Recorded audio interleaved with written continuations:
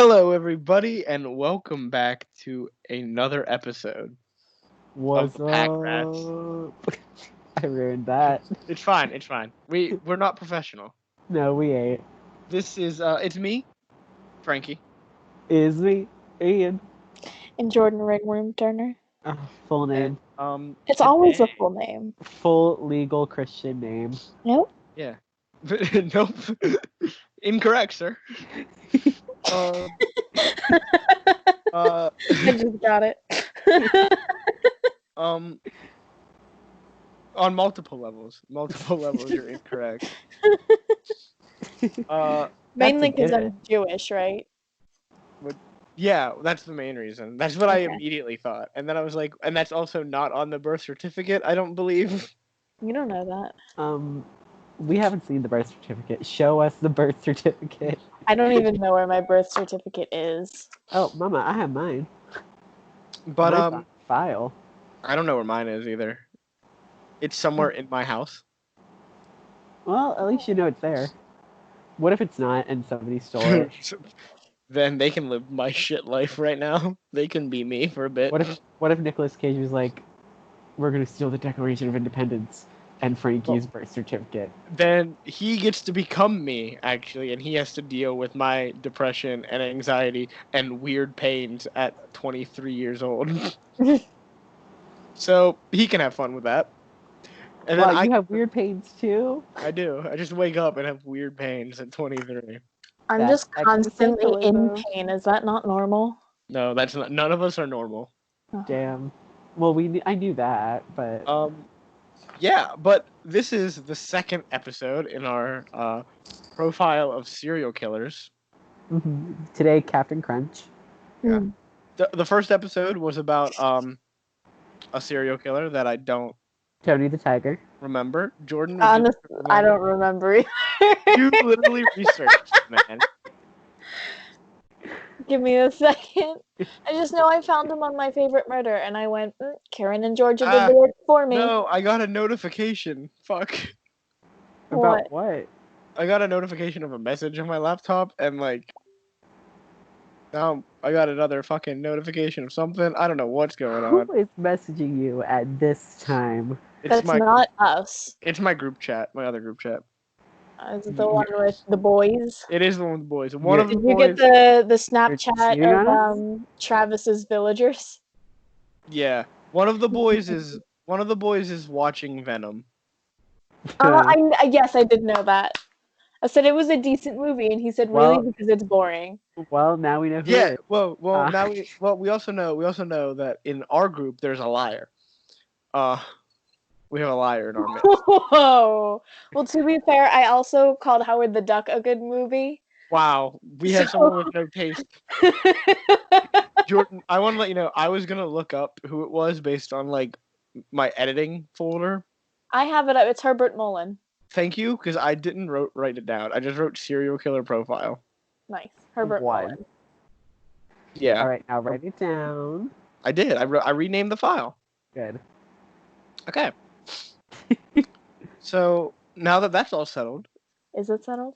it is settled. We can introduce. Well, you know by the title, but we can introduce our second one, Dennis Rader, also known as BTK. Which is the sister band of BTS. Yeah, it's just Sorry. one man. It's weird. It's Yeah, It's a singular white man in his 60s. and he just plays the kazoo.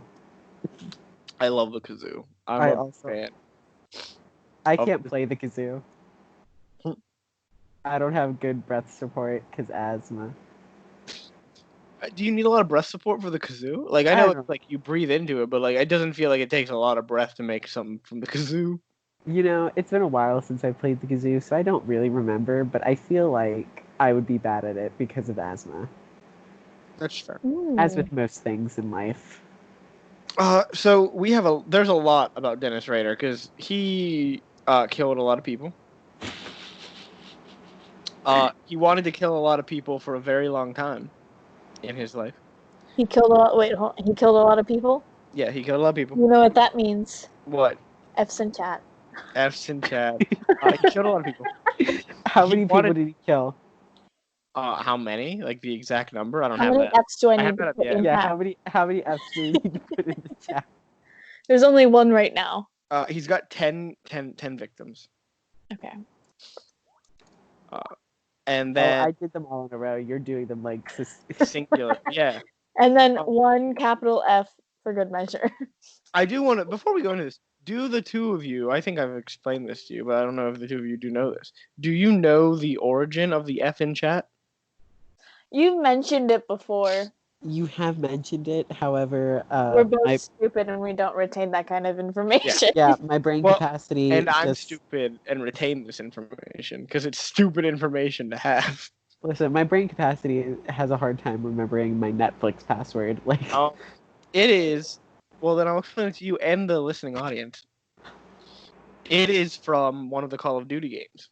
You go yes, to a funeral. now I remember And now. when you play it on the PC, the keyboard control is F to pay your respects at the funeral. Oh, So one guy was streaming it, and it just became a thing when you have to pay your respects. You put Fs in chat. and then Nice. it just became a big meme. It did. It became a big meme. But yeah. So we have Dennis Rader, BTK. He killed a lot of people. He killed 10 people. He wanted to kill more than that, but he didn't. Okay, but 10 people isn't a lot of people. 10 people. Like- It's double digits, baby. He hit double mean, digits. It's double digits, but like when you said a lot of people, I was like, oh god, are we going in like the hundreds, the thousands? Like, fuck. Oh. Some people have, and that's the scary thing. But here's the thing, though. He also Somebody once told me. he also taunted the police a lot. Uh-huh. Like when you think of like serial killers taunting the police, you think of Jack the Ripper. Yeah, I think. Or Yeah. Zodiac You think Killer. of Zodiac Killer. This man was all about it. He was all about taunting the police, and he had some weird ass taunts. He had Damn. weird flexes. Did he go up to a comp and go, nanny, nanny, boo boo, stick your head in No. doo-doo? He did not do that. He should He have. didn't do that at all. But I'll explain what he did, and you'll get to hear about it. Oh, I can't wait. You'll get to learn today, boys. Well, So we start our little profile here in 1945. 1945. Yeah.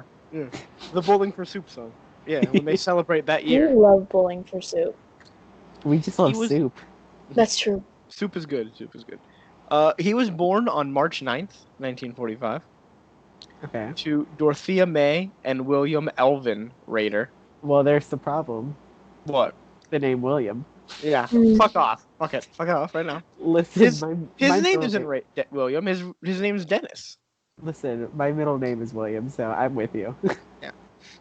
He is the first of 4 sons. His brothers are named Paul, Bill, and Jeff.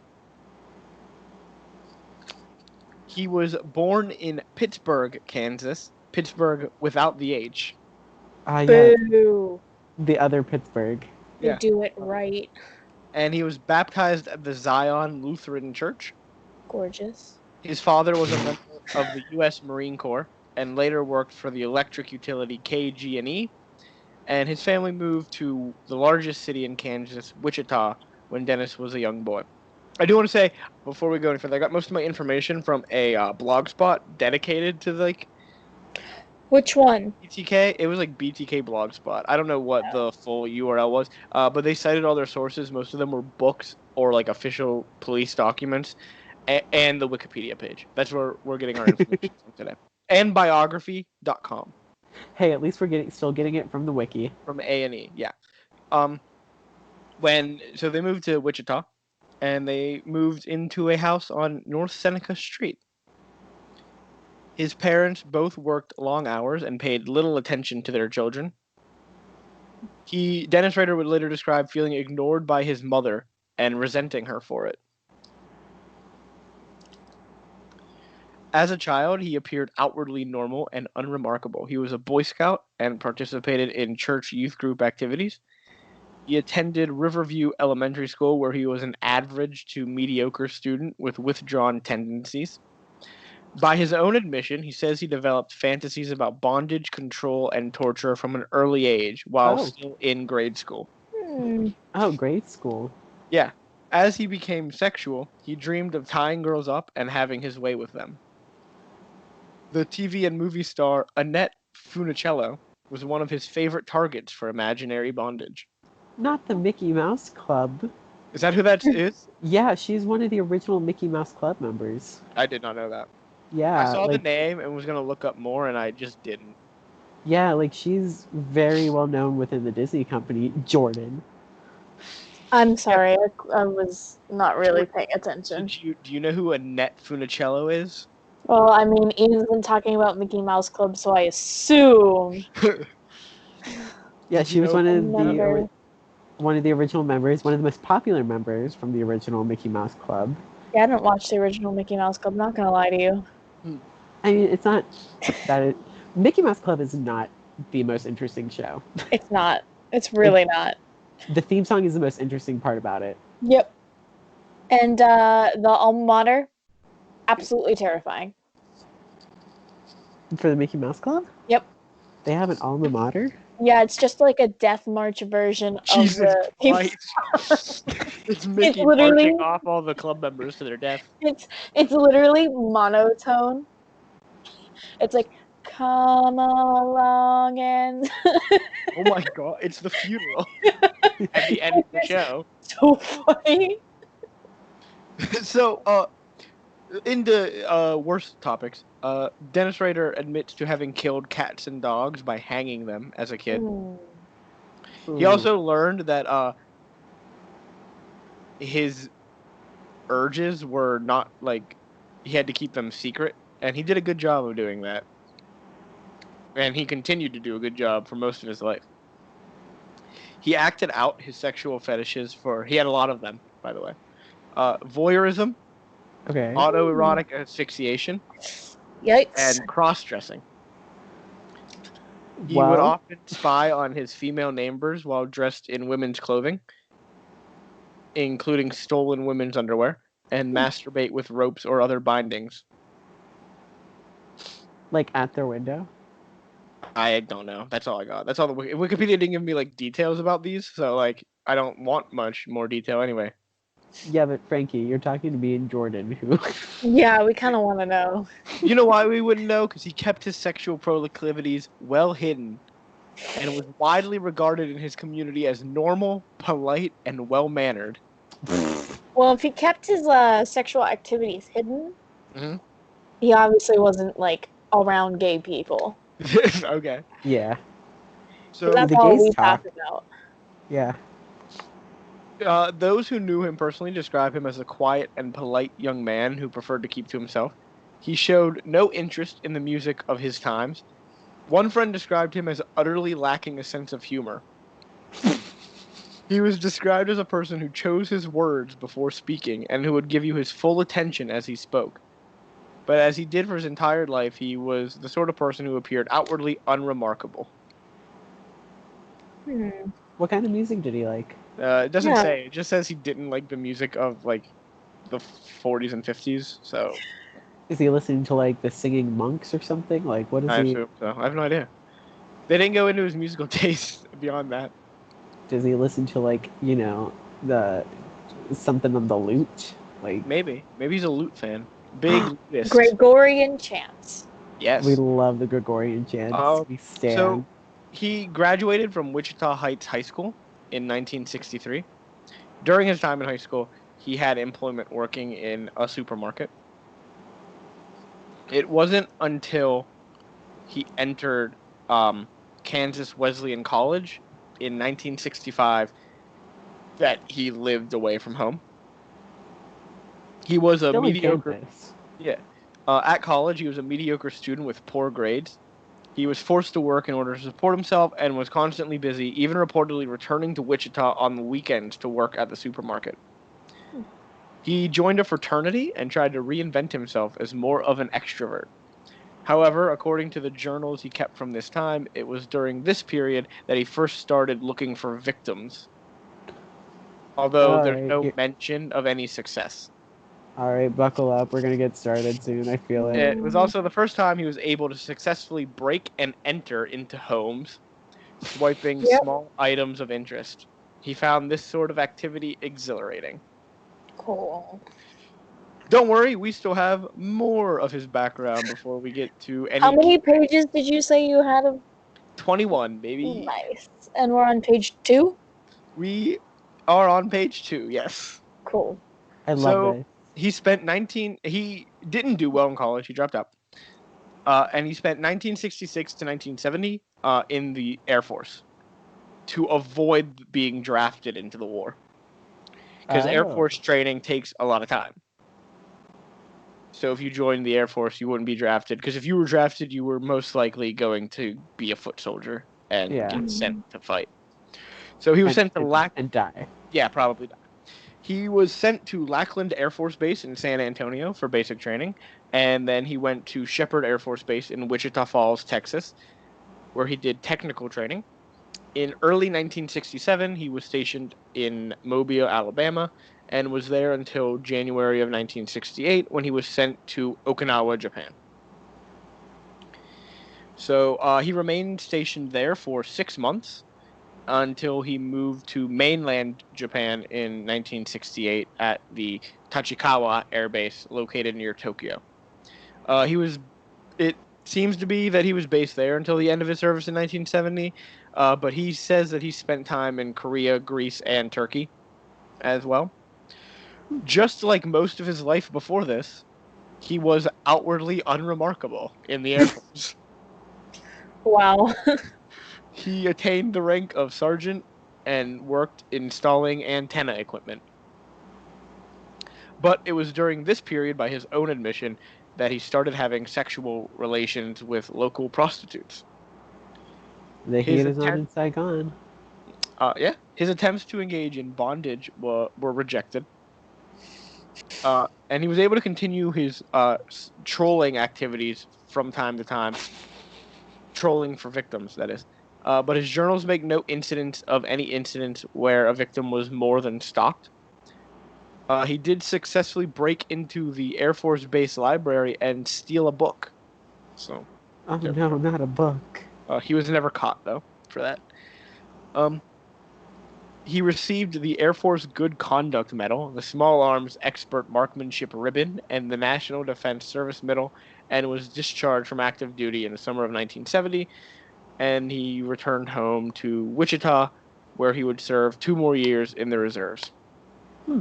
Upon discharge from the reserves, he moved to Park City, Kansas, where he worked in the meat department of a supermarket where his mother was a bookkeeper. That brings us to 1971.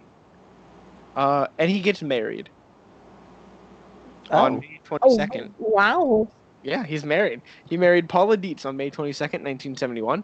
Paula was also from the same area and had attended the same high school. She was also a fellow Lutheran. So she knew what she was getting into. She did not. No? Dennis was 26, Paula was 23 when they got married. So, they're 3 years apart. So, when he's a senior in high school, she's a freshman. And then he leaves high school and joins the Air Force almost immediately. So, he's been gone for a while. They settled in Park City, not far from Wichita. At this time, Paula was a bookkeeper at the supermarket as well. In 1972, Rader leaves the supermarket to work at Coleman Company, a manufacturer of camping supplies. He worked there until 1973. And in 1973, he starts attending Butler County Community College, earning an associate's degree in electronics. He then found employment with Cessna, a small aircraft manufacturer. And then in the fall of 1973, he began studying at Wichita State University. It would take him 6 years of night school to earn his degree. He was a poor student, getting mostly C minuses and Ds. So we're back to unremarkable. Okay. Yeah. He couldn't spell very well and may have had a learning disability reflected in his unusually bad grammar. Well, I mean, that would be a pretty good indicator. Yeah. In late 1973, during the oil embargo, aircraft sales plummeted and he was fired. He was let go by Cessna, and he found himself unemployed, unhappy, with time on his hands. And he slipped deeper into the fantasy he had been wondering since childhood. What would it feel like to strangle somebody to death? Oh no. That's what I always want. As a child, is that your childhood fantasy? Yeah. Yeah. So that brings us to January of 1974. Oh no. He was in between jobs. His wife was working at the VA hospital and didn't like driving in snow and ice, so Dennis would sometimes drive her to and from work. Okay. During this time, he would drive or walk around certain neighborhoods where there would be women to observe. He would focus in on a target and enter into his fantasy world, imagining what he would do to her. Okay, well, never mind. Not okay. Around this time, there was a new Hispanic family that moved into a corner Oh house, no. Edmore and Murdoch. And one day, while dropping Paula off, he spied Julie Otero and her daughter Josephine. In his journals, he says he had a thing for Hispanic women. Exotic. So, yeah, he devised a plan. He gathered together his hit kit, consisting of a gun, cords, knives, various tools for breaking and entering. He observed the Otero house for a time, getting an idea of when people left or returned, what their daily schedule was like, and on the morning of January 15th, at 8 a.m., he came around the house, snuck into the yard, and cut the phone line. Hesitating at the back door, unsure if he could go through with it, he barged in. Things were not as he had expected. The husband, Joe Otero, was still at home, as were Julie, Josephine, and Joey, the 9-year-old son. The rather vicious dog was also in the house. Not the rather. Well, good for the rather vicious dog. Yeah. He did seize control of the situation, though. He had a gun, Ian. I mean, but He ordered Joey to put the dog in the backyard and was somehow able to control all 4 people using the gun. He told them he was a wanted criminal and needed money, food, and a car to escape. At first, Joe, the husband, was dumbfounded and asked him if this was some kind of joke set up by his brother-in-law. Dennis ordered everyone to lie down in the living room and then changed his mind and sent them all into a bedroom. What kind of joke is like, I'm gonna have somebody rob your house? Someone Gotcha. at gunpoint, bitch. Right? It's like Ashton Oh my Kutcher God. comes out of the Ashton Kutcher jumps out at the end. You've been punked. So then he tied all of them up. Bondage. He put a bag over Joe's head. Now what kind of bag? Doesn't say, it's just a bag. Rader devised a cord ligature to subdue him and kill him. He attempted to manually strangle Julie. No, you were right. Stranger. Strangle Julie. But it took longer and much more effort to strangle someone than he believed. Julie passed out, but then revived. He strangled her a second time, and it worked this time. She begged him not to kill her children and told him, "God have mercy on your soul." Then he killed Joey, the 9-year-old boy.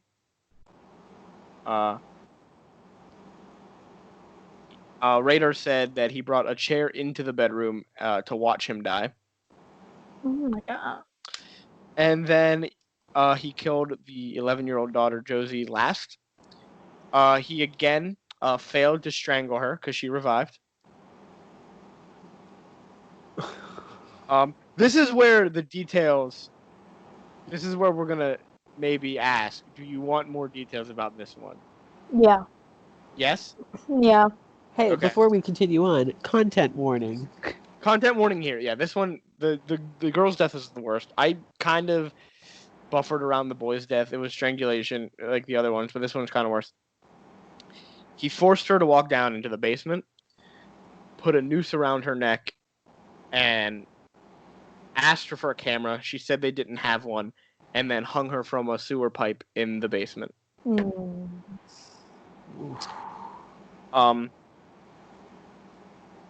He then masturbated and left some semen on the pipe behind her. Gross. Not on the pipe. He tidied up a bit after that, collected his things, and took Joe's watch and a small radio, took their car, went to a nearby supermarket, and parked it. He then tossed the car keys onto the roof of the supermarket and left. Real quick, this is before like DNA was something they could take Yeah, to court, right. correct? Yeah, this is well before. Like That DNA was like in the started 90s, wasn't it? late 80s, early 90s. Yeah. Yeah. Come on, Um. BuzzFeed Unsolved for teaching us something. He claims then he walked to his own car, but realized his knife was missing, and then he says that he went back to the Otero house, parked his car in their garage, retrieved the knife from the yard, and then left. Um, Rader had no idea that the Oteros had three other children, all of whom had left for school before his arrival, because they were in high school, 15, 14, and 13, and they were the ones who came home to find their family dead. That's the worst. Yep. Yikes. Um, then in April of 1974, Dennis Rader began stalking a woman named Catherine Bright, who was 21. He had seen her one day entering the home she rented in Wichita. On April 4th, he broke into the home via the back porch door and hid in a bedroom. Around 2 p.m., Catherine arrived home, accompanied by her brother Kevin, who was 19. Kevin didn't live there, but had gone with his sister that day to the bank. Rader startled them by emerging from the bedroom and pointing a gun at them. He recited the same story he had told the Orteros, that he was a wanted criminal on his way to New York and needed a car and money. He forced the two of them in a bedroom where Catherine was tied up by Kevin, forced at gunpoint. He attempted to tie Kevin up in the other room, but he hadn't brought um, a lot of his materials, so he had to improvise from materials in the house. Kevin worked his way loose and got into a vicious fight, nearly taking the gun. But Rader grabbed back the gun and got off a shot that hit Kevin in the face. Ooh. Kevin was still fighting and made one more attempt to overpower Rader, but got shot a second time in the head. Mm. Kevin then went back to Catherine, who also gave a very good fight, but he realized he had to end things quickly because of the two gunshots. He switched from attempted strangulation to stabbing. Ooh. Meanwhile, while this was happening, Kevin had revived from the What? gunshot and ran out of the house for help. Kevin. Rader made a hasty exit, running from the scene on foot to where his car was parked many blocks away, and drove off. He was all cleaned up by the time his wife got off work, and no one suspected him. Catherine died in the hospital a few hours later, and Kevin was left in critical condition with head wounds, but survived. That's insane. Good for Kevin. I know, but to be shot in the face and the head, and then still have the wherewithal to like get up and leave the house. Right, like that. Whew. So then, October 1974. This is all in the same year, by the way. That's how I've organized my notes. But we've also gone from April to October, so he spent 6 months. An editor of the Wichita Eagle newspaper received a phone call directing him to a letter hidden in an engineering book at the Wichita Public Library. He notified police instead, who found the letter, and in it was a gruesome description of the unsolved Otero murders by someone with good knowledge of the crime scene. It was written in poor English and had numerous misspellings. The writer was concerned that the police had recently arrested the wrong men for the Otero murders and proudly proclaimed, "I did it myself with no one's help. The code word for me will be bind them, torture them, kill them. BTK." A portion, yeah. A portion of the letter also said, "I can't stop it, so the monster goes on and hurts me as well as society. It's a big, complicated game, my friend, the monster play. Putting victims' number down, follow them, checking up on them, waiting in the dark, waiting. P.S. Since sex criminals do not change their MO, or by nature cannot do so, I will not change mine." During this time, Rader began working as an assembler for the Coleman Company, an outdoor supply company. And then he began working. That was a really short stint. He then began working at the Wichita-based office of ADT Security Services, where he installed security alarms as part of his jobs. Oh no. And he would work there for the next 14 years, rising to the position of an installation supervisor, giving him flexibility in terms of what he would do. So he knew how to like take down those alarms. Probably, if they were there. Or he knew Yeah. who had alarms. Yeah, that too. In 1975, Dennis Rader has his first child, his son Brian. Whoa. Yep. Hmm. And he had a full schedule at this point in time between ADT and night school. He's still going to night school at this point. And it is not. There are no confirmed crimes that he committed during the years of 1975 and 1976, which brings us to the point of BTK. One of the things about BTK that's interesting to him as a serial killer, he goes for very long cooling off periods. Yeah. Like his last kill was in April of 1974, and he doesn't kill again until through 1975 or 1976. That's interesting. Because we always hear of like these serial killers like just keep going and going like Yeah. within days or weeks or months And of even each our other. last one, he became like a spree killer, killing a bunch of people in one night. Yeah, exactly. So we don't normally hear of these cases of, you know what, I got it out of my system. I'm gonna wait a little bit. He did admit that he didn't stop like looking for victims, but he just never killed anybody during the time. Yeah. But that changes. All right. March 17th, 1977. He had been going through one neighborhood fairly heavily and had some targets in mind. He met a woman named Cheryl in a bar and found she was renting a house with another woman and often had parties there. He found out where she lived and decided he would kill her. Fortunately for Cheryl and her friends, no one was home when he came around that day. Well, that's good. He also looked at another house in that neighborhood, and no one was home there either. He then went on foot down Hydraulic Street and encountered a 5-year-old boy named Steve Relford. Oh He no. pulled out a photo of his own wife and son and asked Steve if he knew who they were. Steve said he didn't and proceeded on home to complete his errand. Rader soon knocked on the door and Steve answered. He was posing as an official person to gain entry into the house. There were 3 children in the home, including Steve and an 8-year-old brother and a 4-year-old sister. He abruptly turned off the television and lowered the blinds. The mother emerged, demanding to know what was going on, and at gunpoint, Rader ordered all the children into the bathroom where he blockaded the children in. He made his intentions clear to the mother, Shirley Vian, at 24. He told her that he was going to bind her up and have his way with her. But he did not rape her. Well, Rader, I guess that's good. yeah. Rader claims he got her a glass of water after she threw up and allowed her to have a cigarette to calm down. That was nice of him. Rader tied her up as promised, but then strangled her to death with a cord around her neck. He left semen on panties found next to the body, and he was gone before the children could break out of the bathroom and summon help. Oh, okay. I was worried about the kids. He later stated that a ringing telephone scared him off and caused him to leave before he could kill the children. He did intend to kill them, But he didn't. but someone called.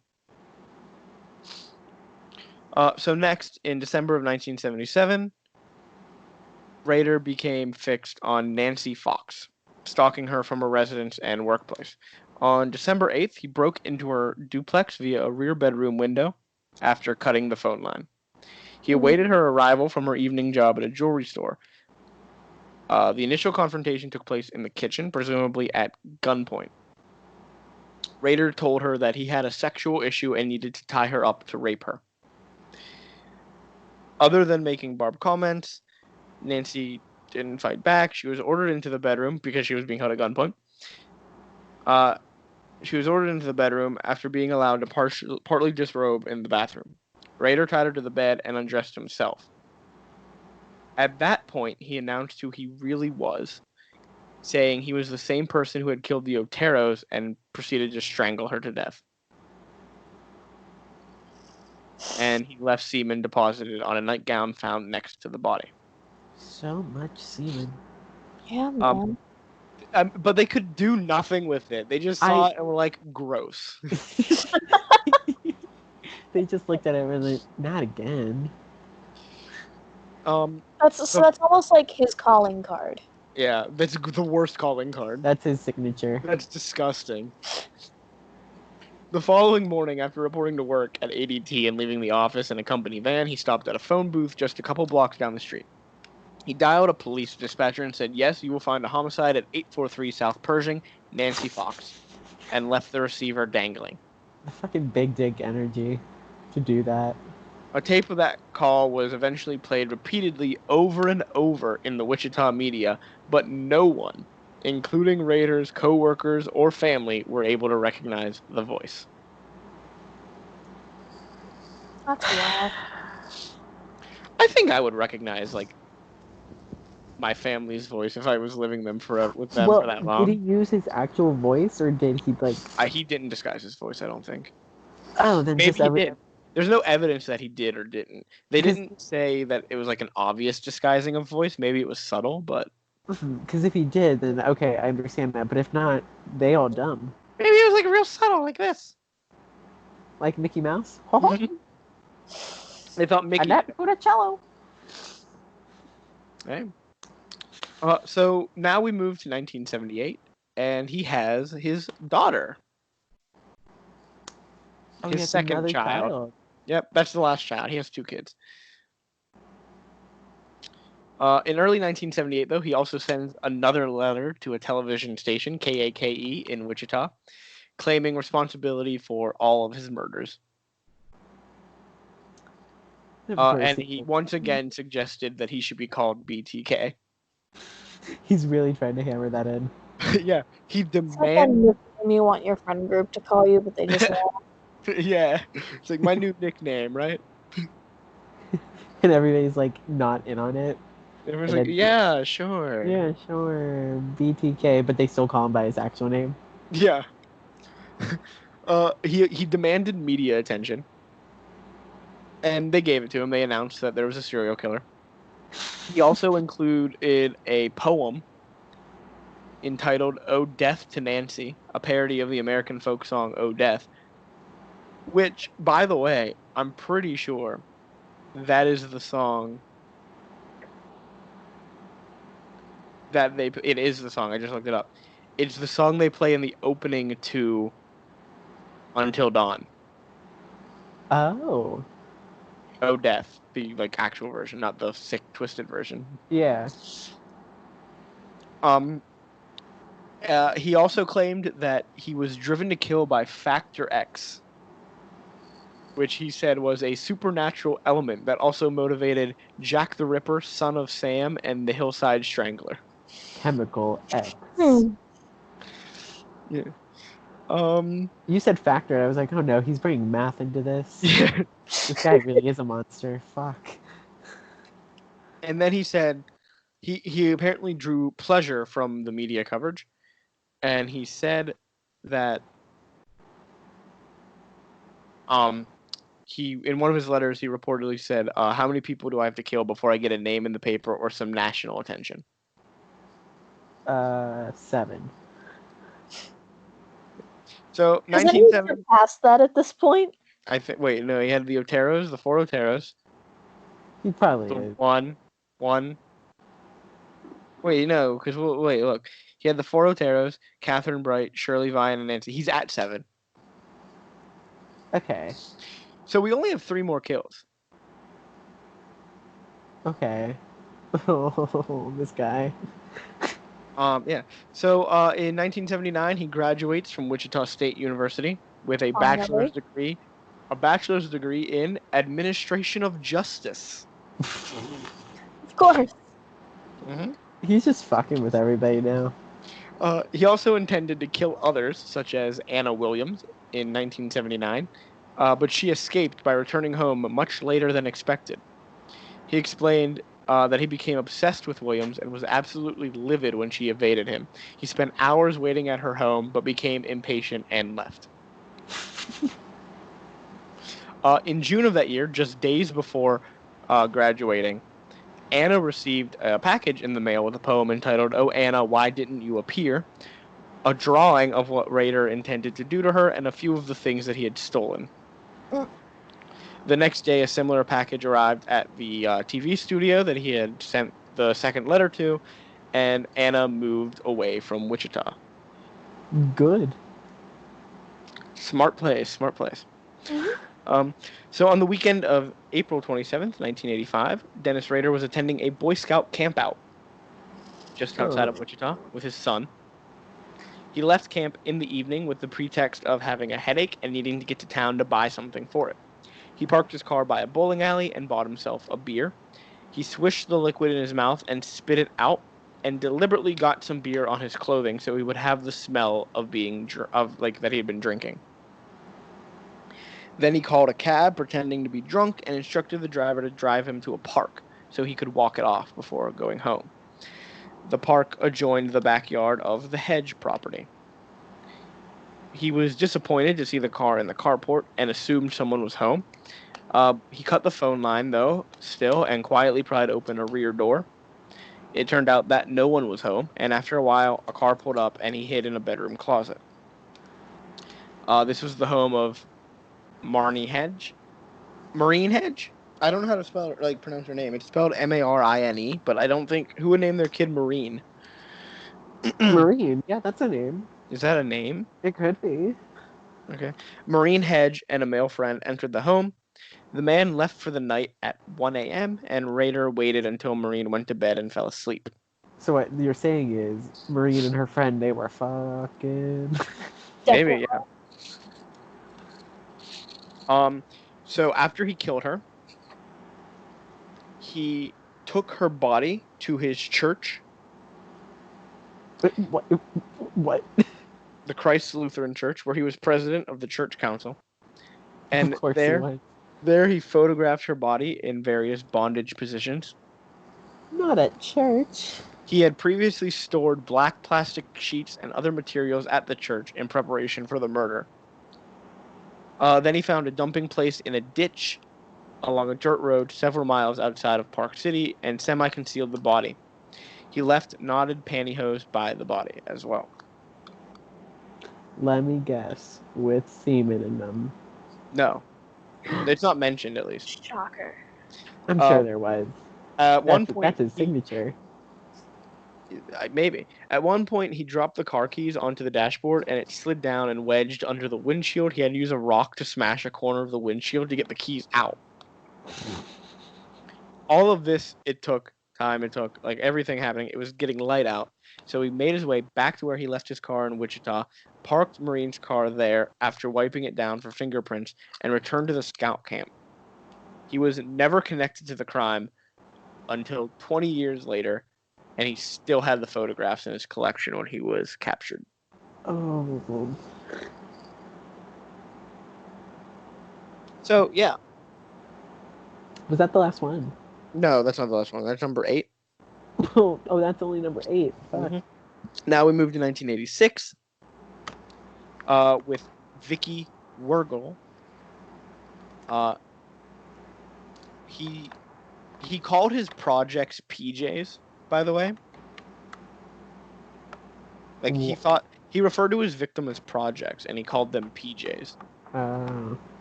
That's kind of cute, but it's not cute. Yeah, no, it's not cute. PJs are things that you wear. Projects are things that you do. They are not the same. I'm gonna call them the same. Okay, so sometime after 10 a.m., he showed up at Vicky's door dressed like a telephone repairman with a hard hat. Where is he getting all these costumes from? Obviously, I was just gonna say fucking Spirit Halloween. He convinced Vicky to allow him inside the home to check the phone line. He fiddled with her phone with an improvised testing gadget and then informed her she was going to be tied up. She fought him and scratched him in the process, but he ended up prevailing in the fight and secured her with ropes and then proceeded to strangle her to death with pantyhose. He then photographed the dying body in a few poses and hastily left in the car. Notice I said dying. She was not dead at this point when he was photographing her. Oh. Yikes. Because he left very quickly because he was warned. He left in her car, by the way. He was warned that her husband would be arriving home shortly. The husband did indeed come home soon and saw his own car going in the opposite direction from his house. He couldn't identify the driver, but he knew it wasn't his wife. His 2-year-old son, Brandon, was still in the living room, unattended. He couldn't find Vicky at first, who was on the bedroom floor behind the bed, but finally did after a while. She was rushed to a hospital, but was pronounced dead a short time later. At this time, the police and public believed he was guilty of the crime. Oh. They couldn't Man. prove it, but they did not believe he was innocent. Like the dad. Because nobody had actually heard from BTK in 8 years. Damn. And they discounted this as a BTK crime. Because he had it killed, but it was never, the body was dumped, which wasn't what he did. True. So no one thought this was a BTK crime. They thought he had become inactive or dead or in jail. At the very end of 1987, another family murder occurred in Wichita. This time, it was 3 members of the Fager family. A contractor who worked for the Fagers was arrested in Florida after leaving the murder scene in their car and using a credit card stolen from them. He was eventually acquitted by the jury due to a lack of physical evidence, but the police remained satisfied that he was the murderer. The reason I bring this up is that in 1988, after the murder of the Fager family, a letter was received from someone claiming to be the BTK killer, in which he denied being the perpetrator of those murders. But he did say that the murderer, whoever it was, had done admirable work. This was confirmed to be actually a BTK letter because the original letter was found in his stash 17 years later. He also had his own illustration of what he thought had happened at the crime scene, but it was not accurate. So he didn't even kill those people? No, he didn't, but he talked about it and drew it. I don't like that. Nope. In 1988, he got himself fired from ADT Security. So, how did he get fired? The official reason was that he was not getting his work quota done anymore. Because, he was busy stalking people. Well, yeah.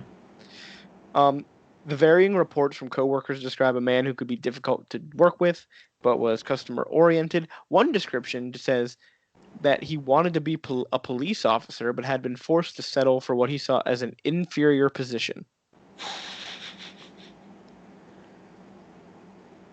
In 1989, for several months, he worked for the U.S. Census Bureau. Oh, that's... Ooh. As a field operations supervisor. Oh, that's so much worse. Yeah. And it gave him a lot of opportunity to travel in Kansas. Oh, no.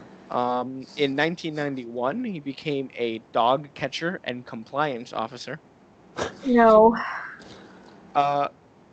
Neighbors recalled him as being overzealous and extremely strict, as well as taking special pleasure in bullying and harassing single women. One neighbor complained that he killed her dog for no reason. Not the He dog. does have a history of that. Yeah. No complaint ever resulted in disciplinary action, though. As local officials would usually side with him.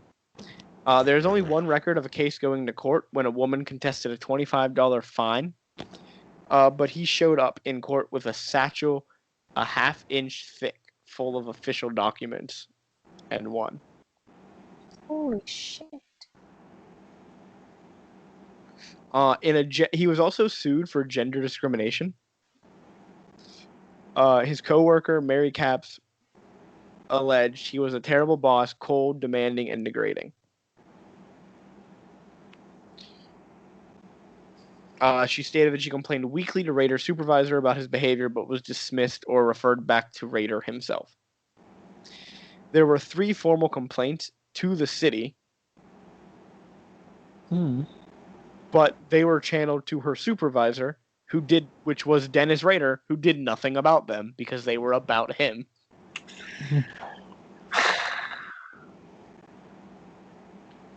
The suit was dismissed, by the way, because it wasn't filed in time. It didn't meet the statute of limitations. Okay, so at this point, though, he is 45 years old in 1991, and he is beginning to realize that he can't really get into fights with younger women, or if there's going to be a man present, because he'll probably get caught. So he began to target older women. No. So he focused his attention on Dolores Davis, 62 years old. I love that name, Dolores. Such a great old person name. It's a name you don't hear anymore. But also, like, it rolls off the tongue kind of nice. Dolores. Like, I just imagine her living in, like, Brooklyn. Dolores. You know what other name you don't hear anymore? What? A good Ruth. Ooh, yeah. I love the name Ruth. You know what I always think? This is a weird tangent, but I always think about, like, how our names are going to be, like, how people are going to perceive our names when we're older. Is it Ian going to be a continued name, or is it going to be like, oh, that's an old man's name? Right, exactly. Look at that old man Ian. Or just, like, imagining an old woman with the name Brittany. Or a little kid comes up to Jordan and goes, look at your fucking dumb name with a Y. I was thinking old man ringworm. Old man ringworm. If either of you ever, like, have children, whether adopted or, like, whatever, can they please call me, like, Aunt or Uncle Ringworm? Can it please? Yeah. All right. So Dolores, by the way, good name. Great name. Once again, he used the pretext of being away for the weekend on a scout camping trip. I can't speak tonight, guys. It's okay. It took me till the end of first grade to learn how to read. So. That's true. That's true. But, yeah. He invented an excuse to slip away from the camp, and it was a cold night, below freezing. He drove back to his parents' home in North Wichita, changed out of his scout uniform, then drove to the Baptist church in Park City and parked his car. Then he went to Dolores' house on foot. When he got there, she was still awake and reading. He waited out in the cold for her to turn off the light and go to sleep. He used a cement block to ram through the sliding glass door at the rear of the house. Oh, that would have made noise. Yeah. Dolores came out of the bedroom thinking someone had driven into her house. But instead, it was Dennis Rader.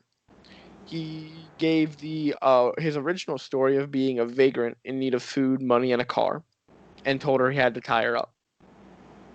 He succeeded in tying her up in the bedroom. But it's not known how long he was there, but she did tell him that someone was expecting to arrive any minute. So he strangled her. F in chat for Dolores. And then he made a sketch of her final moments. He then dragged the body outside and put it in the trunk of her car.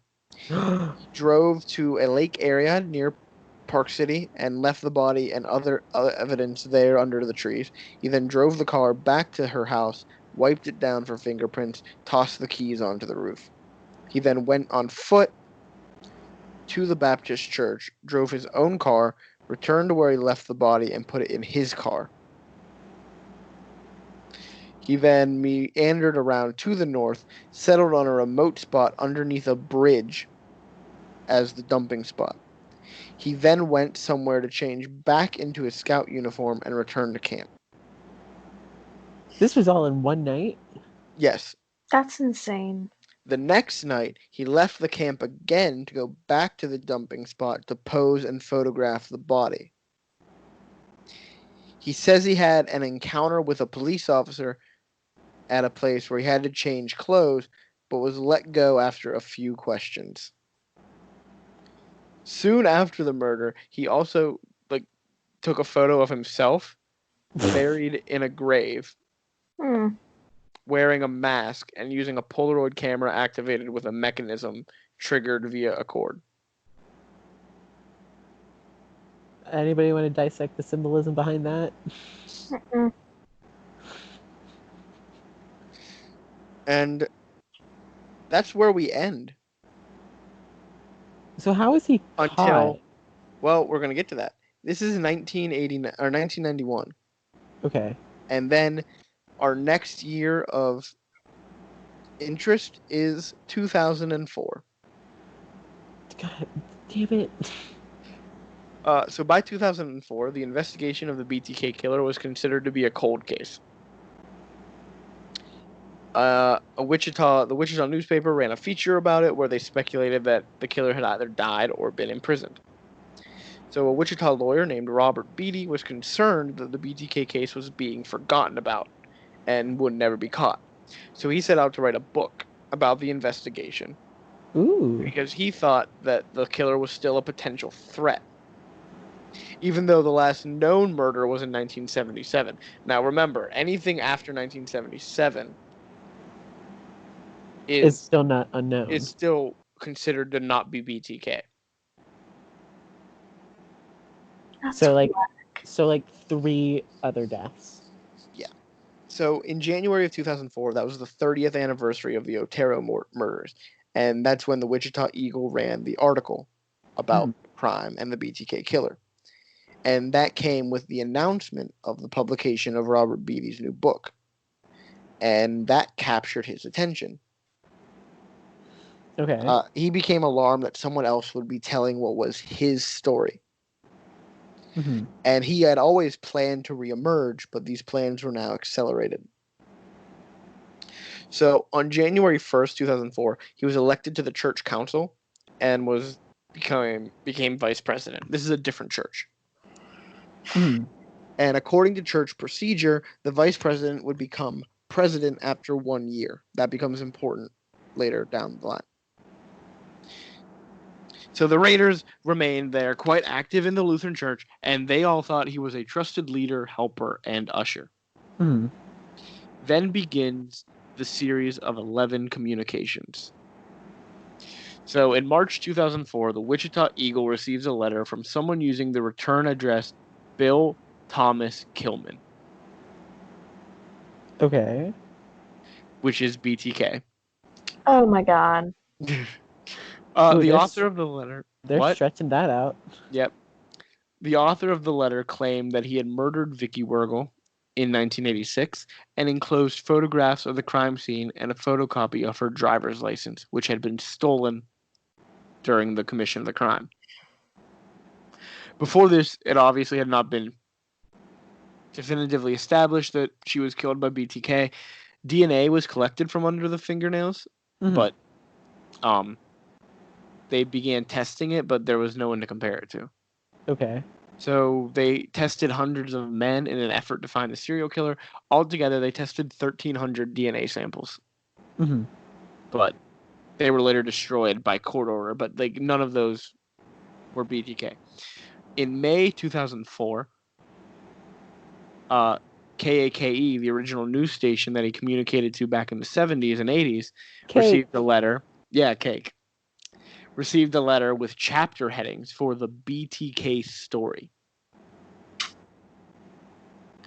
On June 9th, 2004, a package was found taped to a stop sign at the corner of 1st and Kansas in Wichita. It had graphic descriptions of the Otero murders and a sketch called "The Sexual Thrill Is My Bill." Also enclosed was a chapter list for a proposed book titled The BTK Story. Chapter 1 was titled "A Serial Killer is Born." What is he trying to like avatar this? I don't know. Book 1, Air. On July 17th, 2004, a package marked BTK was found in a book return at the Wichita Public Library. It contained the message, "I have spotted a female that I think lives alone and or is a spotted latchkey kid. Just got to work out the details. I'm much older now. I'm much older, not feeble now, and have to condition myself carefully. Also, my thinking process is not as sharp as it uses to be. I think fall or winter would be just about right for the hit. Gotta do it this year or next. Time is running out for me." This is all him doing this, right? What? Yeah, this is all him. The same package also contained a claim that he had engineered the death of a 19-year-old man from Argonia, Kansas named Jake Allen. Jake Allen had committed suicide by lying on railroad tracks 12 days earlier. He claimed that he lured him there to his death via a series of computer chats. This was not true. At all. There's no evidence that Jake Allen communicated on the internet with anybody ever. Yeah, okay. No, It's just a ridiculous claim Yeah. to make. Also, he's an old man at this point. What does he know about the internet? Right. Well, yeah, he doesn't know much, as we're going to find out. The way he gets captured, like the way let's be honest, he did a good job of eluding and evading the police. Mm-hmm. The way he gets captured is the most nonsensical tomfoolery. Is this some like boomer shit? Like it's the word. Yeah, we'll get to it. So in his interrogation, this is important. He admitted that he did plan to kill and had set his date at October 2004. Okay. And was stalking a victim. So on October 22nd, 2004, a UPS worker found a strange manila envelope while picking up the contents of the box at one of their centers. Inside of it was a poem threatening the life of lead investigator Lieutenant Can Lenware, a very disturbing assortment of cards that had images painted on them, a collage of pictures of children bound, drawings, not actual children. I was gonna say, where is he getting these So, pictures I from? have a question real quick. Yeah. How good of an artist is he? Not good. The website I had some of the drawings on it, and they were pretty shit. Did they look like an elementary school kid? They looked like if you went into like a madhouse and someone had like no utensils to draw with, and had just like shit in his hand, and it was finger painting on the wall. Wow. With it, that's kind of what it looks like to me. So like Jackson Pollock. Yeah. The envelope also contained what BTK claimed was his autobiography, saying that he was born in 1939. His father died in the war. His mother dated a railroad detective, and he claimed to be fascinated with railroads and usually lived near railroad tracks. Now, as we all know, because we've been talking about his life, this is all false. Mm-hmm. It was an attempt to mislead police into researching false clues. And they did release the autobiography to the public a few weeks later. Smart man. So on December 1st, 2004, officers of the Wichita Police Department stormed the house of Roger Valadez, who lived in a house with peeling paint within sight of railroad tracks. Oh, poor Roger. He was held on a minor outstanding warrant, but apparently was suspected of being the BTK killer. But they did a DNA test and it exonerated him. And it turned out he was also 100% that bitch. Yeah. Dude, man, imagine having your house stormed into because like they read a fake autobiography written by the serial killer. I'd be pissed. Same. I would sue the police. We'll get to that. Rader's sixth drop, his sixth communication, was found on December 14th, 2004. A man was walking through Murdoch Park and noticed a package wrapped in white plastic leaning against a tree. Out of curiosity, he took it home with him and opened it. It contained a doll. The doll's head had a plastic bag tied over it. Its hands were tied behind its back, and its feet were bound together. Tied to the feet was the driver's license belonging to Nancy Fox, who was killed in December of 1977. Now, is this the one of the confirmed ones, or Yes. at that point? Okay. Yeah. That's, I think, the last confirmed one. The family notified KAKE-TV, who arrived and photographed the contents and notified police, but they agreed not to broadcast what was found in the package for fear of arousing the killer.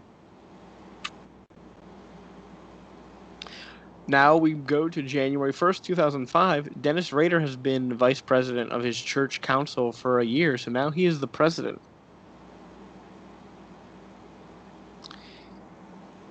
So then, 8 days into the new year, he left a Special K cereal box. Jesus Christ. He's marked BTK and bomb in he's the bed. Just trying to at this point. Get caught? Yeah. He marked it BTK and bomb and put it in the bed of a pickup truck parked at a Home Depot.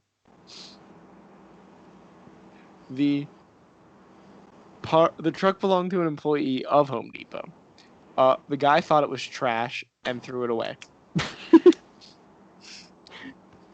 Luckily, he forgot to put the trash can out for collection. On January 25th, the police arrived at Home Depot looking for clues because they had been tipped off by a postcard from BTK that he had left something there. The man realized the significance of the box and was able to retrieve it because he didn't put the trash out. Wait, can I just... I'm picturing... Okay, so in the movie in my mind...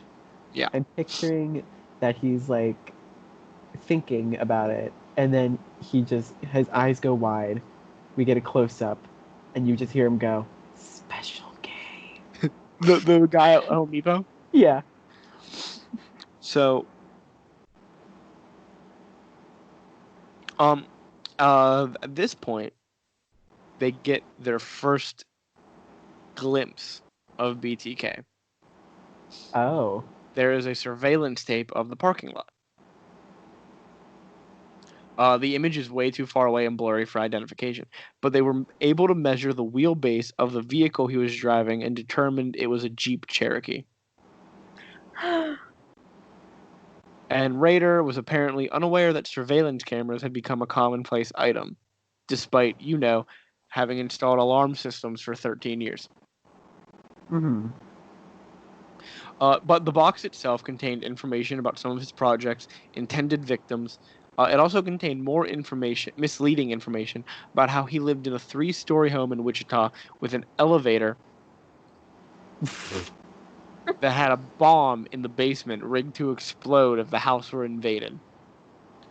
He also, in this letter, asked a peculiar question to the detectives. He asked that if he put his writings on a floppy disk, could it be traced or not? So, obviously, if they could be traced, because I don't know the answer, they're going to lie to him and say no. Yeah. He didn't think it through, did he? So, on January 25th, 2005, we find another cereal box. Does it have a floppy disk? Now, this is post-Toasties. Okay. What this cereal is it? It's post-Toasties. Toasties.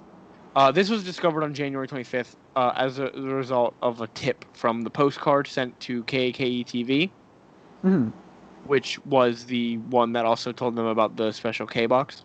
Yeah. The postcard also had the address of the Otero house. So it stated the location of the post-Toasties box, mentioned the drop at Home Depot, which triggered the investigation there. In the box, the post-Toasties box was found leaning against a road sign on a desolate, unpaved section of North Seneca. It had a brick on top of it and appeared to be weathered. It was later revealed to have contained another doll. This one with a rope tied around its neck, tied to a plumbing fixture, Uh-oh. simulating the hanging of the young O'Hara daughter. No. Also, how did he get a doll inside a brick? No, it was in the box. The brick was on top of the box. Oh, okay. He hollowed out a brick. Listen, I would give him so much more credit if that was it. I know, I was gonna say, that's kind of impressive. Then he sent another postcard that arrived on February 3rd. The return address was Hap Cakeman. This was sent to Cake. K-A-K-E. Hap Cakeman was a character Cake. from the channel's past. Oh, yay. He wrote in this, "Thank you for your quick response on number 7 and 8. Thank to the news team for their efforts. Sorry about Susan's and Jeff's colds. Business issues. Tell WPD that I received newspaper tip for a go. Test run soon. Thanks. P.S. May want to use KTV PC ETC code number and letters from me for my verification code to you." He was referring to the newspaper ad in Wichita Eagle placed there by detectives. In the ad, they answered his questions about the floppy disk, assuring him that it will be okay. So drop number 11 arrived at the studio of KSAS TV on February 16th. It contained a letter, a piece of jewelry, and a floppy disk. This dumbass. Yeah. They analyzed the floppy disk and found software on it from the Christ Lutheran Church in Wichita, and the name Dennis. Nice. He apparently thought he had erased the original contents of the disk and thought it would be safe to use for his purposes. He didn't even go out and get What? A brand new floppy disk? Well, floppy disks, what they would do would be trace, because you had to save everything directly onto it, not like you could save it onto the computer Listen, it's been as well. a while So with since any of us have used a floppy disk. Yeah. Honestly, I was very young the last time I saw one. So the floppy disk would still contain the software from the computer. Mm. And any identifying metadata from that. And since he was president of the church council, he had access to the computer and his own code. So when he entered it, it would just appear as Dennis. Okay. And a quick internet search brought up a website for Christ Lutheran Church mentioning the current president, Dennis Rader. A group of detectives quietly drove by his house and noted a black Jeep Cherokee parked in the driveway. They placed him under surveillance, but they needed more. They had circumstantial evidence, but they needed direct evidence to actually detain him. Hence the surveillance, I assume. Yeah. They obtained a warrant to test the DNA of a pap smear that his daughter had taken at Kansas State University Medical Clinic when she was a student there. Now, is he aware of all this? No. Okay. The DNA of the pap smear was processed, and it showed a familial match to the sample taken from Wergel's fingernails, meaning a close relation. And that was the evidence they needed to make an arrest. So after leaving his office to eat lunch at home, as was his custom, on February 25th, 2005, he was driving home when he noticed he was totally surrounded by police. He surrendered quietly and was led to a waiting police car. Inside the car, or on the way to the car, an officer asked, "Do you know why you're going downtown?" And he replied, "I have suspicions why." This fucking asshole. When he got thing to say. When he got in the car, the driver was Lieutenant Ken Landwehr, the leading detective, and he said, "Hello, Mr. Landwehr," and he responded, "Hello, Mr. Rader." Afterwards, they searched his house, The Wichita Police, the Kansas Bureau of Investigation, the FBI, and ATF agents all searched the house. Mm. They seized computer equipment, a pair of black pantyhose, and a cylindrical container. The church he attended, his office at City Hall, and the main branch of the Park City Library were also searched. Mm. At a press conference the next morning, Wichita Police Chief Norman Williams announced, "The bottom line, BTK is arrested." What a great last thing to say. Bottom line, we got him. Boys, we got him. And then they played the music. He was taken to an interrogation room. At first, he wouldn't talk much about the crimes. He played dumb and avoided the subject. When he was confronted about the computer disk and the DNA match, he started to talk. In fact, he wouldn't stop talking. He gave a 30-hour confession. What? 30 hours? Yep. He seemed to be proud, as if he was reciting his achievements. Yikes. He gave never-before-known details of all his crimes. That's where most of the details come from. His 30-hour confession. On February 28th, he was charged with 10 counts of first-degree murder. Mm-hmm. On March 5th, news sources claimed to have verified by multiple sources that he confessed to the 10 murders he was charged with, but no other murders. On March 1st, his bail was set at $10 million. On May 3rd, the judge entered not guilty pleas, as Rader did not speak at his arraignment. However, on we'll get to the actual trial. His first court appearance occurred on April 19th, 2005. He waived his right to a preliminary hearing and postponed entering a plea. The hearing continued until May 3rd, at which time he remained mute, like I said, in front of the crowded courtroom. During the hearing, he was confronted by the DA, who notified him that he was being charged under the Hard 40 law. So in Kansas, okay. I thought you were going to ask. So in Kansas, this was for the murder of Dolores Davis in 1991, because that was the only murder to occur after 1990. In 1990, Kansas passed the Hard 40 law that required a minimum prison sentence of 40 years for any murder considered cruel or heinous. The other 9 murders occurred in years in Kansas where the minimum sentence was 15 years. So that's how the crime law works in most states. Mm-hmm. It's not what year you're caught. It's what year the crime occurred. Which is stupid. So the death penalty didn't resume in Kansas until 1994. So he was caught in 2005. But because none of his crimes occurred in 94 or beyond, he couldn't get the death sentence. He was in county jail. He was initially kept alone and separate. Mm-hmm. Only seen by his 3 court-appointed lawyers, his pastor, and whoever else he permitted to visit him. His wife and children refused to visit him. As they should. There were some letters exchanged. However, he soon developed a number of pen pals. He wrote poetry, including an incriminating poem called Black Friday. The county jail officials decided to allow him to live in a pod where he could mingle with other criminals. Mm-hmm. He was an instant hit with his pod mates, who called him Radar, the Suspect, or the Podfather. I like that one. The Podfather? Mm-hmm. Sounds like he's doing a podcast. It does. It does.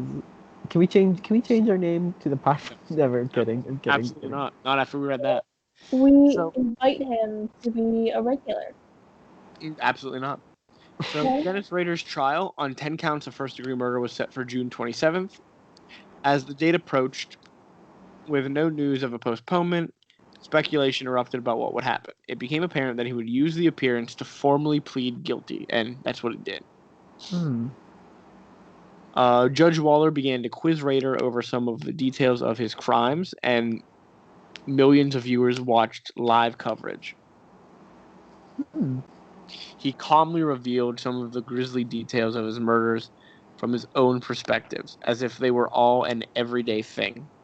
Yikes. One by one, each of the victims' families filed lawsuits against him seeking monetary damages. There was little hope of recovering any of the damages, Hmm. but the idea was to prevent him from profiting in any way. Yeah. So he couldn't sell book rights or TV rights, because if he did, he wouldn't get any of the money. Right. On July 26, 2005, his wife Paula filed for an emergency divorce and was immediately granted it. Good. Rader had agreed to give up ownership rights on the small house he shared with his wife, as well as all other belongings. And she received the 2 pension funds that he had. Soon after the divorce, the house went up for auction. It was appraised at $57,000, and a bidder offered $90,000 to help the family. Nice. However, the house sale fell through. Hmm. Some of the victims' families objected to the inflated price, calling it blood money due to the notoriety of BTK. Mm. They demanded in court that the excess belonged to them and not to Paula. The bidder refused to pay the full price unless it went to Paula and backed out of the deal. At his sentencing, the victims' families made statements. Afterwards, Rader apologized, in quotes, in a rambling 30-minute monologue that the prosecutor called an Academy Awards acceptance speech. This fucker. I can't. He was sentenced to 10 consecutive life sentences with a minimum of 175 years. So he'll be Jordan, you asked when he'd be eligible for parole when I mentioned like doing the episode. Mhm. He will be eligible for parole in 2180. Yes. So we got 160 years to go. All right, Only- boys. Mark it in your calendars. Mark it down, baby. We'll be there, front and center. I just want to ask him questions. At that point, the DA requested special conditions for his sentence, that he would be denied access to materials that could feed his fantasies. On August 19th, he was moved to El Dorado Correctional Facility. During the 40-minute drive to El Dorado, he just talked about the weather. He did begin to cry when the victim's family statements from the court proceedings came on the radio. Currently, he is in solitary confinement for his protection, with 1 hour of exercise per day and showers 3 times a week.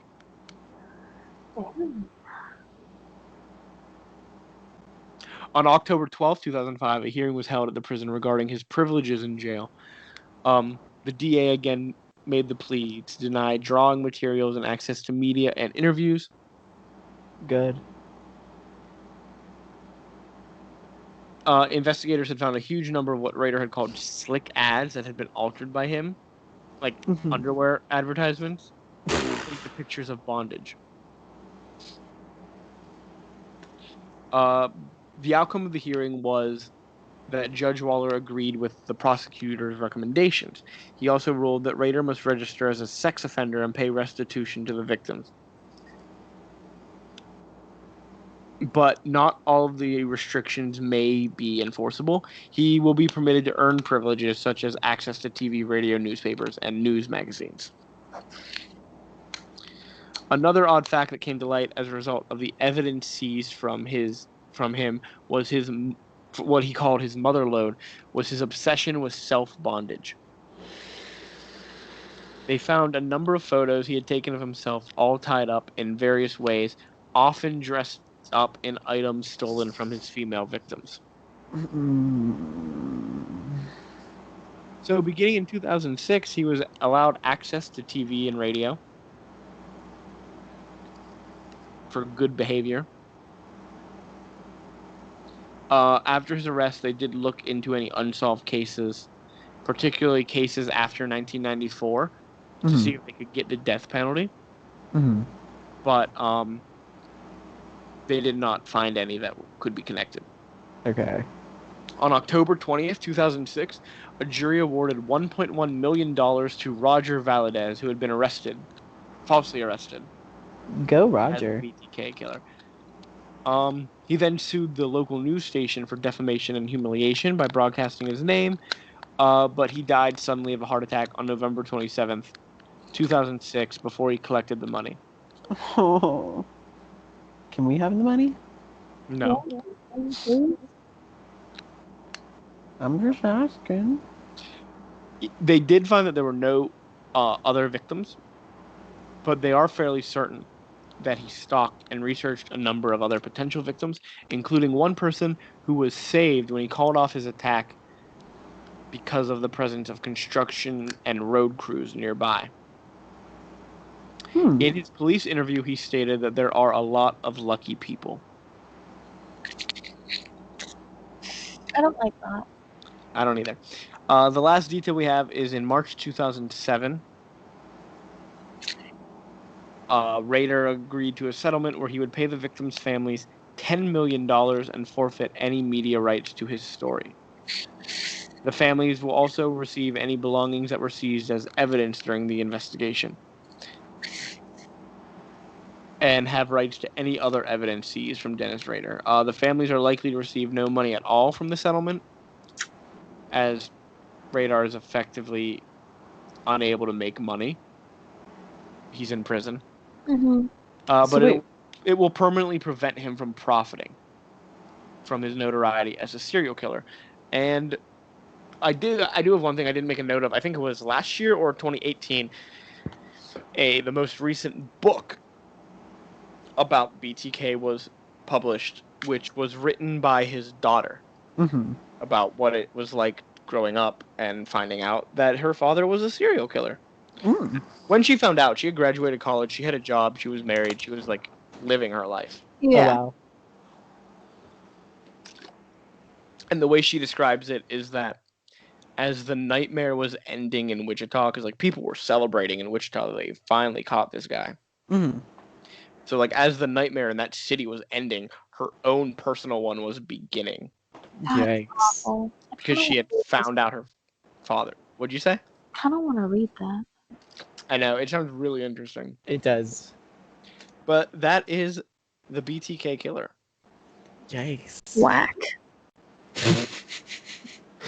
Now I have a question. Because I don't remember if you said anything or not. Did he have some kind of a head injury? No, not that I am aware of. Ah. Because that's like, did I say this on my episode? Where like a lot of serial killers have some kind of a head injury at some point in their life? Yes, you did. Yes, you did. In all the research I did, I couldn't find any evidence that he had a head injury. That's not saying he didn't. Right. Well, you did say that he had like a possible learning disability. Yes. Which, And depending on what that is, I think he was diagnosed as with. Oh my god, what was he diagnosed as? Like they had obviously before a trial, especially one like this. There's gonna be a psychological evaluation, right, to see if he's insanity-based defense is viable, or to see if he's fit to trial. He was diagnosed with narcissistic, antisocial, and obsessive compulsive personality disorders. The way he observed it, the way the psychologist who evaluated him said it, he has a grandiose sense of self, a belief that he is special and therefore entitled to special treatment, a pathological need for attention and admiration, a preoccupation with maintaining rigid order and structure, and a complete lack of empathy for his victims. Cool. I can name you 20 people that we know that also fit that description. Yeah, honestly. So we know a lot of serial killers, I guess. Well, what's the statistic? Do either of you know off the top of your head? What do you mean? How many murderers or serial killers you will pass by in your lifetime? How many murderers or how many serial killers? That's a different thing. Serial killers, we'll say, because of the episode. But I could Google it. I'll Google it. How many serial killers will you pass in your lifetime? The fact is that it just says the average person will pass at least 16 murderers in their lifetime. figure one of them's got to be a serial killer. At least one of them. One in how many are serial killers? How common are serial killers? This is an article from The Atlantic.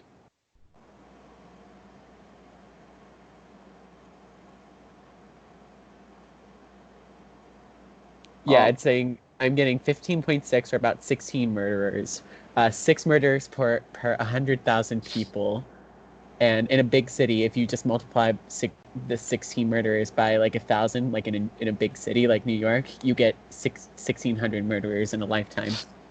That's insane. Yeah. But also there's a thing here.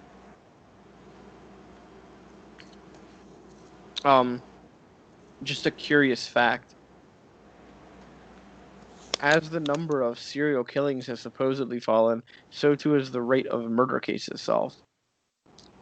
In 1965, the U.S. homicide clearance rate was 91%. By 2017, it had dropped to 61.6%. Yikes. To be fair, though, cleared means that it was solved, right? Yeah. But, like the person was arrested and put in jail. But, how many of those people actually committed the crime? True. They cleared them, but their evidence was a hunch.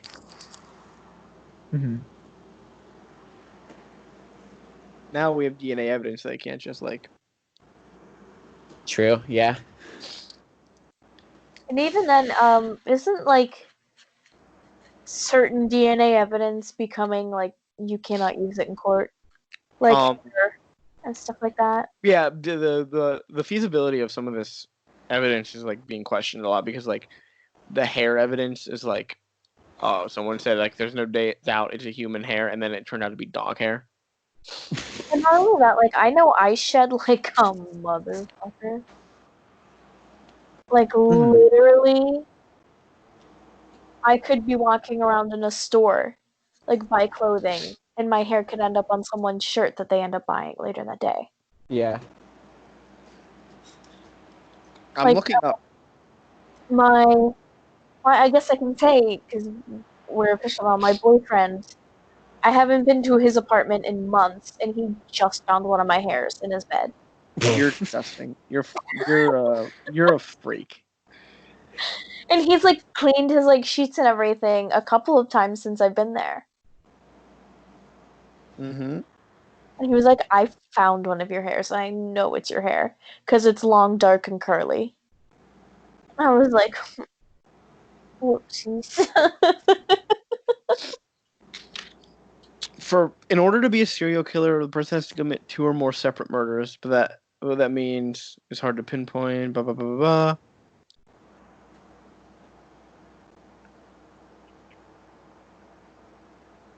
blah. There's a study from 2004 to 2014 that accounts for 270 active serial killers in the world, not just the U.S. Oh, okay. Active? No. Although they haven't been caught yet active. I don't know. Serial murder is a relatively rare event. Compromise less than 1% of all murders in any given year. Because didn't we say that most of the time they're just spree killers? Yeah. That means that there's approximately 15,000 murders in the U.S. a year. So that means 150 of them are serial killers. Were serial killer murders. The number in this article gives it says for perspective, the number of people who die from food poisoning each year is 3,000. Oh wow. So your odds are you might get killed. There's 15,000 murders happening a year, but probably not by a serial killer. Hey, that's good. Wait a second though. Wait a second. Hey, while you're doing that, I'm going to step out for a moment. If I gotta pee like a racehorse. If I'm gonna be killed, right? Yeah. I want to be killed by a serial killer. I don't want to be killed by just some Right. punk-ass bitch. I want it to be by someone who has the passion for it and who knows what they're doing. I don't want it to just be I don't want some rookie. Do you know Ashton Kutcher's girlfriend was killed by a serial killer? What? Did you not know that? No. We're looking that up too, so I can just briefly. I don't want to end the episode because Ian left, but No, let's end it without him. It's okay. we can't do that. Yeah, we can. I'll pretend to be him. You ready? Yeah. No. Yeah. Hey, I'm Jewish, just like he is. There was a serial killer, Michael Gargiulo. I love that last name. He was known as the Hollywood Ripper.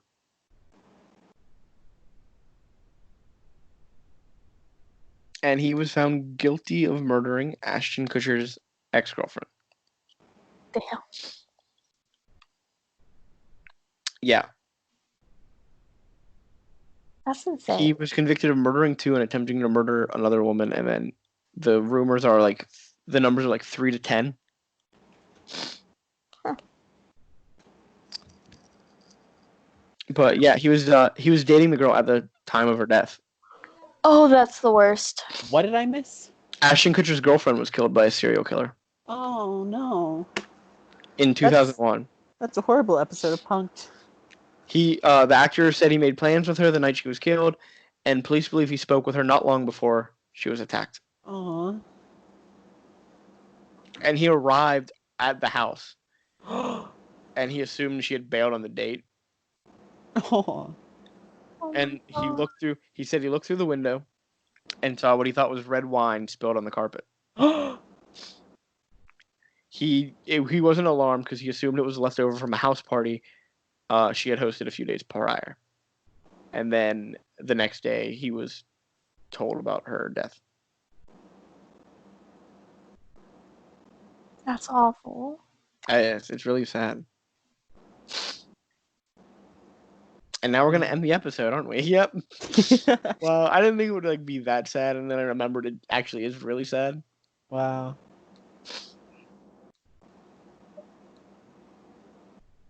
All right.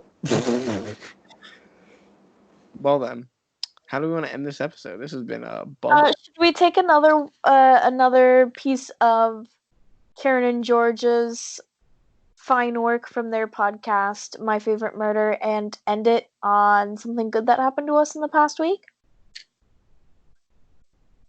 Yeah, let's do that. Jordan, you go first. No, Jordan goes last. Oh. Jordan goes last because we know what Jordan's is probably going to be. Probably. So Jordan goes last. You do. If it's not what I think it is, you're a foolish person. Foolish human being. Actually, you're a smarter human being than me. My good thing that happened this week, it happened today. Because of all the pandemic and everything, they've been I have been getting since the beginning of April drift on my Switch. Yeah. Which if you don't know what that means, the controller is moving itself forward. I remember that. That was really funny in Animal Crossing. Yeah. I hate it because I have gotten into some competitive games. So I'm playing Splatoon 2 and I'm trying to aim and shoot at somebody. Mm-hmm. And my reticle just moves up. It goes to... Or it moves me out of position so I get shot. Mm-hmm.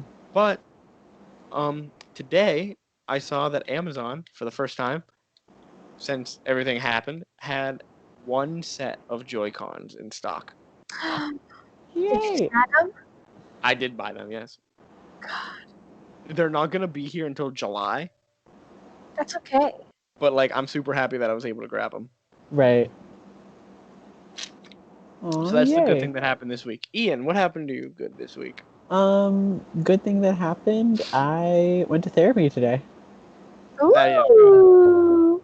Yeah. So that was good. Yeah. Was it at least like a good session? Yeah, it was a really good set. It was the first time that I actually had an in-person session. Oh, it was in person? Yeah. Oh, that's so good. Did you Yeah. wear a little mask? I did wear. Well, I wore a mask going in, and then my therapist was wearing a mask, and we were sitting like apart, so I felt comfortable to take off my mask. Oh, that's so good. So, You and your little asthmatic ass. well, because also like I'm loud, but like Yeah. you can't hear me through a mask. Yeah, that's true. All right. I'm glad that happened for you. Hmm. Jordan, what's the good thing that happened to you this week? You're gonna be really mad. I swear on the Lord above, I swear, if you're gonna come to me again on a Monday night at 11:27 p.m. and tell me you had some fucking chicken nuggets, I swear to the good God, What if I tell you that they were homemade chicken nuggets? it makes it a little better because they weren't from McDonald's, but Do you want me to do something else? no, I don't want you to say something else. If that was the good thing that happened to you this week, who am I to take that away from you? I mean, a couple Exactly. of things happened to me. I got back on some medications I really needed to get back on to. I got a boyfriend. That's the thing I'm thinking. I was hoping. I'll explain after the show. I'm going to the beach on Friday. Beach. I'm What going beach are to you going to? beach. Virginia. What? Virginia Beach. Okay. Don't die. I'm gonna try not to. We can kayak with dolphins. It's gonna be kind of fun. I'm going to Dolphins are kayak vicious. with Don't die. dolphins. Those dolphins will murder you. I know they like to murder like fish and rape them. Oh my God! What? Dolphins like to rape. Yeah. Oh yeah, No! What? No! a group No! of male dolphins will forcibly hold down and gang rape a female dolphin. I thought that was ducks. Well, yeah, that's Ducks too. Wow, I hate this. I thought we were gonna end happily, and then you're gonna tell me dolphins rape. Then we're gonna end on happy notes, and you're gonna tell me I have a boyfriend. I'm going to the beach. Dolphins rape. I You're also just okay. I'll give you one more good thing, and then we can end it. okay. So it's very hard for me to find bathing suit tops in my size, and like for like a nice price. I found a couple that were in my size, but they were like $120. Yikes. For anyone who doesn't know, buying bras in general is very expensive. Yeah. Like $60 to $80. That's a price of a For bra? Joy-Con set. My aunt spent $80. 120 on one. Yeah. I That's found a wired and supported bikini top in my size for only $40, and I got free 2-day shipping. Wow. Nice. Look at you. It's really been going good. Mm-hmm.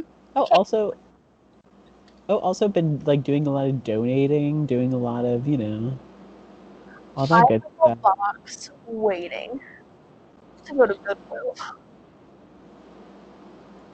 What? I have a box waiting to go to Goodwill. I know it's not the same kind of donating you were talking about, but like, it just reminded me of it. All right. Well, I think we're gonna end there. It's been a good episode. Yeah. It's been a long episode. It happens. It does. But that is all we have for you tonight. So, it's Frankie. Oh, wait, no, we gotta take care of business real quick. Fuck. Yeah, Fuck. Frankie. Remember to like, comment, and subscribe. Share the video. Follow us on Twitter, Instagram, Twitch. Not Twitter. Not Twitter. Follow us on Twitter. Our first tweet is going to be dolphins rape people. What do you mean our first tweet? It would be our third tweet, but like.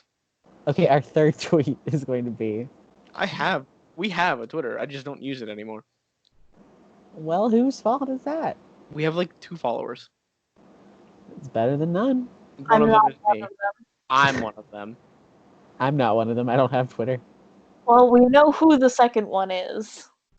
We do know who the second one is. Yeah, the boogeyman. Yeah. Oogie Boogie from Nightmare Before Christmas. yeah. Good movie. Uh, Good movie. Follow us on Twitter if you want. I mean, the link is in the description below. Twitch, Instagram, like Ian said. Email us your questions. Oh, Goddamn. by the way, I haven't checked that email. Do we maybe have questions? I doubt it, but Should we check the email right now? I'll check it right now. I'm bringing it up. Baby. I'm like 100% sure we don't even have a email. Oh, we do have an email. We have 2 emails, guys. One of them is from YouTube saying, "Here's how to increase your account security." I don't care. They can hack our account. I don't. One is that someone put a new comment on one of our videos. Read it, read it, read it. It's on our reboots video. It just says, "Loved it." Thanks. Who said that? Audrey. Audrey.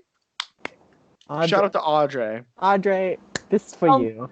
Fan. Audrey maybe? Our only fan. Our first fan. OnlyFans. Are we starting one? I mean, we'd be more successful there.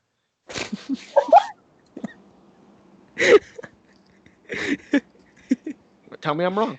Tell me I'm wrong. You're not wrong. Double cheeked up on a Thursday night. Well, I think that's it for us. It's Frankie. It's Ian. Remember, dolphins rape people. Jordan Ringworm Turner. Saying goodbye. Bye, dolphins rape people.